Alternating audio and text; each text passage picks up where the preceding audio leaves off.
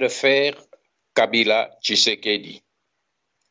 Quand Félix perd le premier round,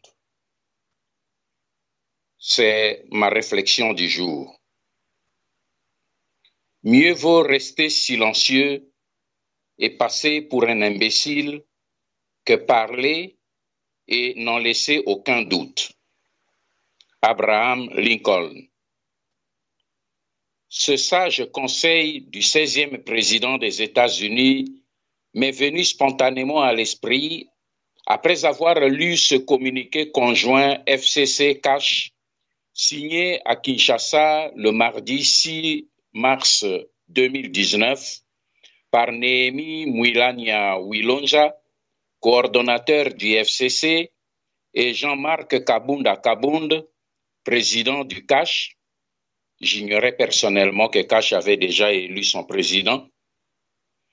Ce communiqué bidon, qui cherche seulement à faire croire aux Congolais qu'un compromis a été trouvé concernant le premier bras de fer qui vient d'opposer Félix Tshisekedi à son mentor et protecteur Joseph Kabila, ce communiqué, disais-je, a plutôt exposé la médiocrité et la stupidité de leurs auteurs qui veulent prendre tous les autres Congolais pour des têtes de linotte.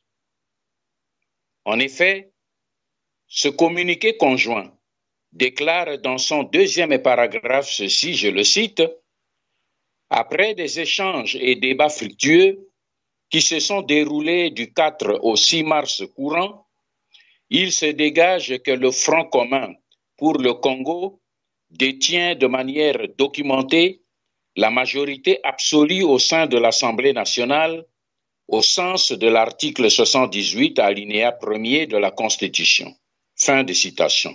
Formidable. A-t-il fallu donc 3 jours de débat aux grands intellectuels qui dirigent le Grand Congo pour lire et comprendre les documents et les résultats de vote en leur possession depuis près de 2 mois? A-t-il fallu 3 jours d'échanges et de débats aux hommes du FCC et de Cash pour établir la majorité d'une Assemblée nationale dont les mandats des députés ont été tous validés depuis des semaines déjà? De qui se moque-t-on?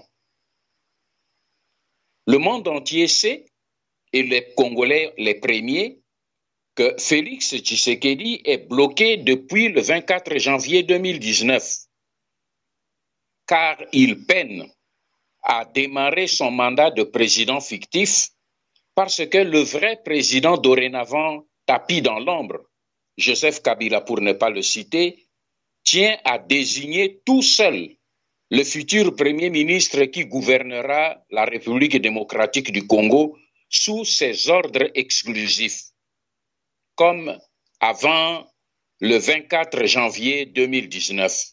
Le problème, mes frères, est plutôt là. C'est ainsi que, piqués dans leur orgueil personnel, Félix Tshisekedi et les Congolais de son entourage ont voulu engager à leur façon une sorte de résistance pour sauver des apparences.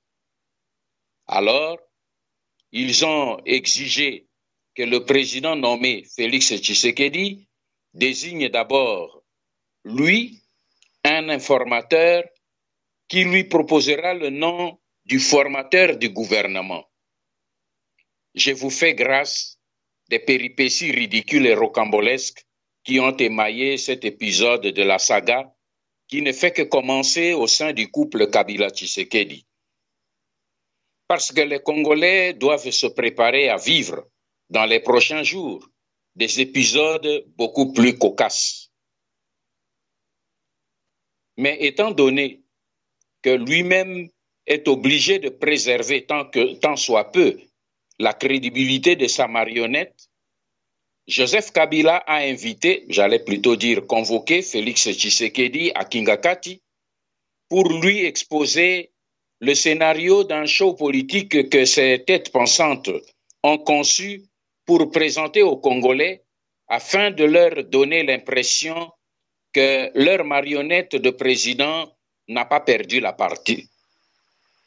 Et pour cela, il a fallu que la décision unilatérale du Raïs soit présentée comme un compromis des deux familles politiques de la prétendue coalition. C'est donc dans ce but-là que le communiqué FCC Cash a été stipulé comme suit, et je le cite, « De ce fait, les deux plateformes politiques recommandent 1. À l'autorité du FCC, président de la République honoraire, d'accomplir les devoirs de sa charge permettant au chef de l'État de procéder à la désignation du formateur du gouvernement. 2. À son Excellence, Monsieur le Président de la République, de nommer diligemment le dit formateur de gouvernement. » Fin des citations. Comme on peut donc le constater, la règle de fonctionnement au sommet de l'État congolais est désormais stipulée de la manière suivante. Joseph Kabila décide et Félix Tshisekedi exécute. En effet, Kabila désignera bientôt un premier ministre que Tshisekedi nommera. Ce premier ministre, issu fatalement du FCC, sera parmi les hommes qui ont signé ce mercredi 20 février dernier à Kingakati leur allégeance absolue à la personne de Joseph Kabila. Par conséquent, en cas de conflit, ce premier ministre devra obéir à son raïs plutôt qu'à Félix Tshisekedi qui est lui aussi nommé par le même raïs. Et si nous poussons la logique plus loin, les différents ministres du FCC qui se verront bientôt attribuer les ministères régaliens du gouvernement obéiront eux aussi à leur premier ministre et évidemment à leur raïs plutôt qu'à Félix Tshisekedi. Alors dites-moi, où se trouve l'alternative tant vantée? Dites-moi, qu'est-ce qui a réellement changé après le 24 janvier 2019 en République démocratique du Congo? Qui en est le vrai patron aujourd'hui? C'est pourquoi, peuple congolais, résistons à toutes les formes d'occupation de notre pays par un soulèvement de masse populaire pour recouvrer notre souveraineté confisquée et bafouée. Car il n'y a pas d'autre voie qui vaille. Que Dieu vous bénisse. Ingeta.